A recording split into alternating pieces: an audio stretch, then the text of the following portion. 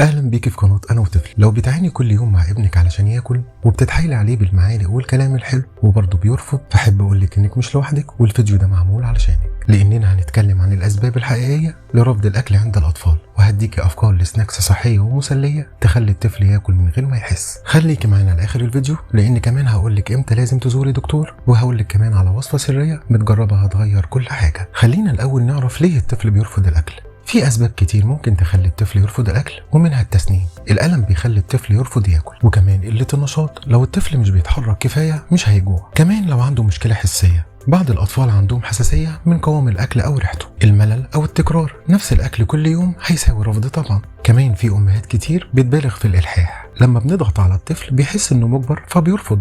عشان كده مهم نفهم إن المشكلة مش فينا كأمهات ولا في الطفل، بس في الطريقة اللي بنعرض بيها الأكل. علشان كده هقولك إزاي نحل المشكلة دي، وهقدم لك أفكار لسناكس صحية هتخلي طفلك يطلبها بنفسه. أول حاجة ممكن نقدم له أصابع الجزر والخيار، ممكن كمان نقدم معاهم حمص مهروس. لو قدمتيهم بأشكال لطيفة الطفل هيجربهم من باب الفضول. كمان ممكن نقدم بانكيك بالموز والبيض، مغذي وسهل الهضم، وقدميه مع وش عسل أو زبادي. تالت حاجة الفواكه المتشكلة على أي شكل، الطفل هيحب الألوان والتنسيق، وكمان الفواكه مفيدة ليه جدا. رابع حاجة ممكن نقدم له بطاطس مهروسة محمصة على شكل نجوم، شكلها هيشده وطعمها طبعا بيحبه كل الأطفال. كمان ممكن نقدم مكعبات جبنة مع توست أسمر، سناك متكامل ومناسب قبل النوم أو بين الوجبات. ممكن كمان نقدم لهم كرات الفراخ بالخضار، ممكن تعمليهم صغيرين زي بوب كورن ومن غير أي زيوت خالص. هحكي لك قصة متجربة لأم الطفل عنده 2.5 سنين، كانت بتعاني من نفس المشكلة. كل مرة وقت الأكل بيكون فيه معركة. لما جربت طريقة طبق السناك المتنوع وقدمت له 3 حاجات مختلفة بأشكال مرسومة زي نجوم وقلوب ودواير، في أول أسبوع ابنها بدأ ياكل جزء،